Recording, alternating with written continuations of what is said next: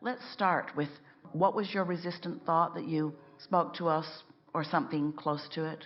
What is it about that job that is sort of stuck in your vibrational craw? What is it? I don't want to do any of this stuff anymore, but I have to do it for all the goodies that I get. So I don't want to do this work, except for the paycheck. I don't want to do this work. So we're going to demonstrate the path of least resistance. And you already started it. You said, except for the what?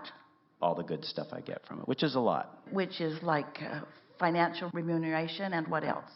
A lot of paid time off, money for educational leave, benefits for my family, all that kind of stuff. Those bastards. I know.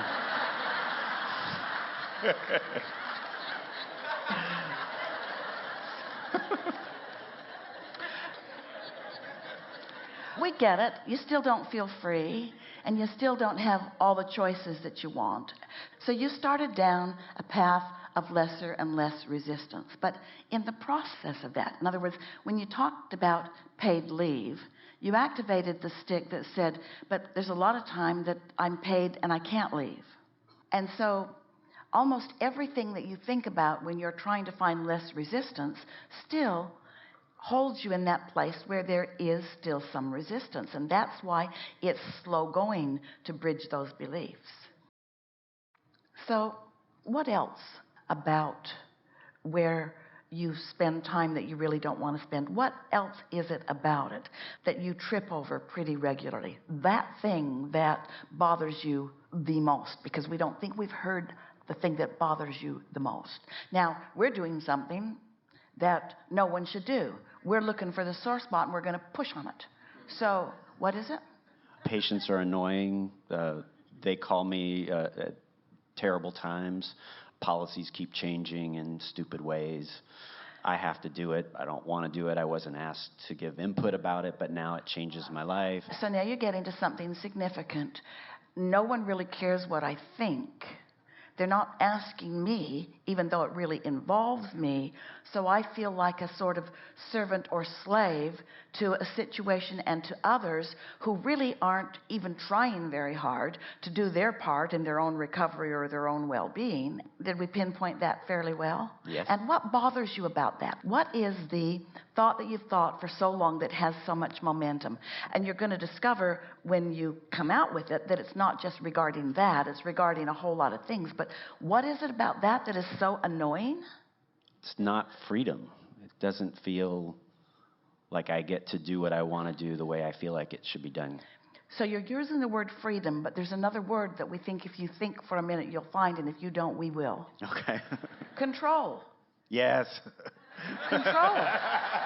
Control. Here you are, you have so much mastery, and yet there are all these moving parts that you can't control.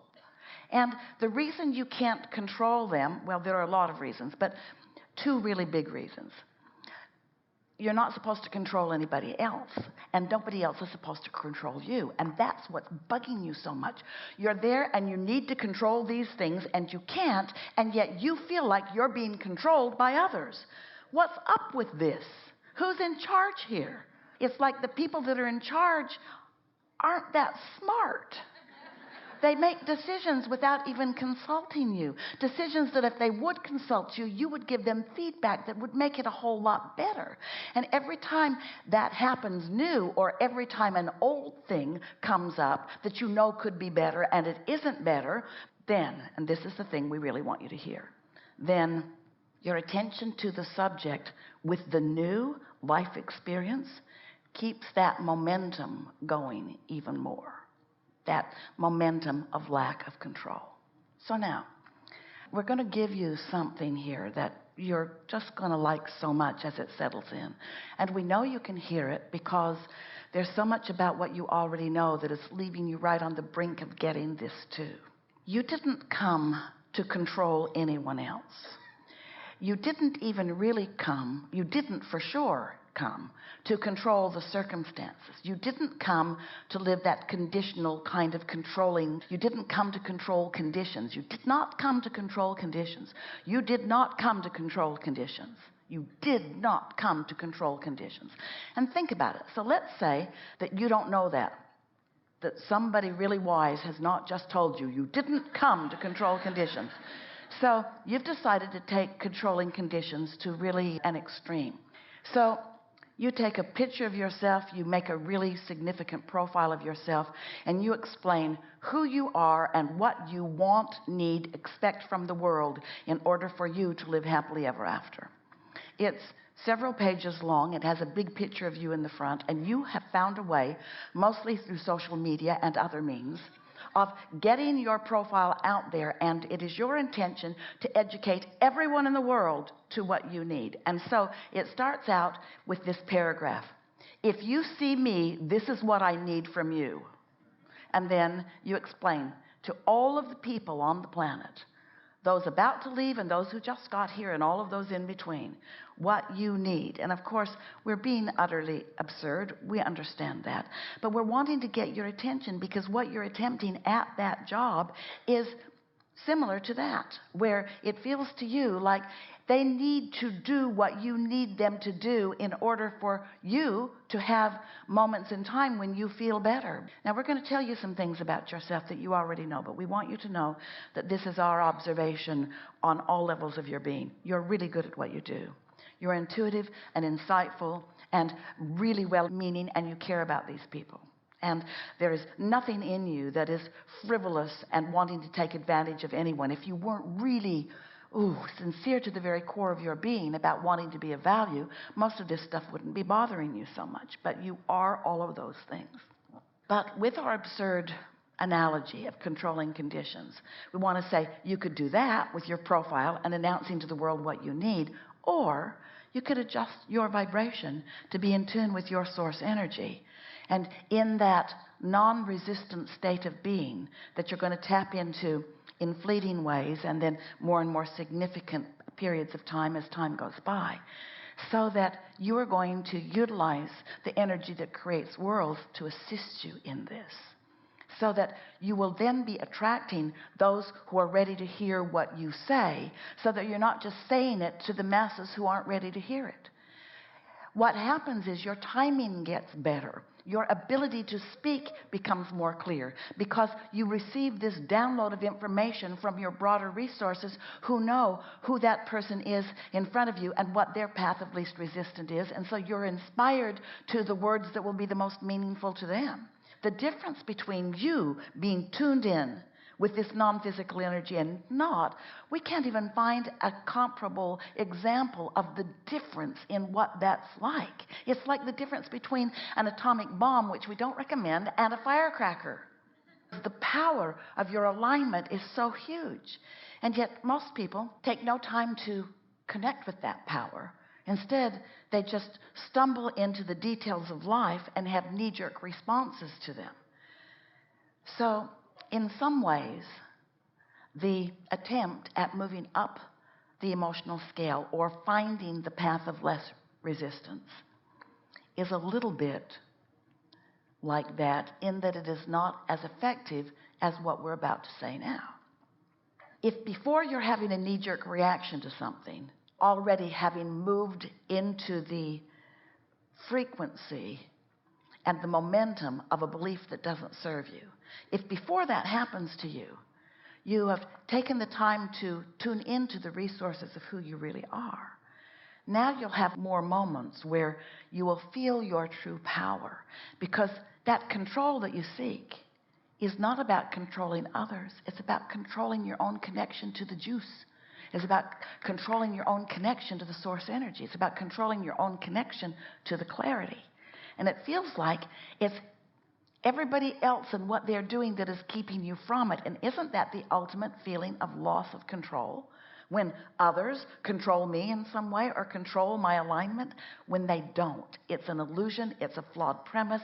It's what so many people have picked up along their physical trails because, frankly, you are reacting to each other because you care too much about what each other think.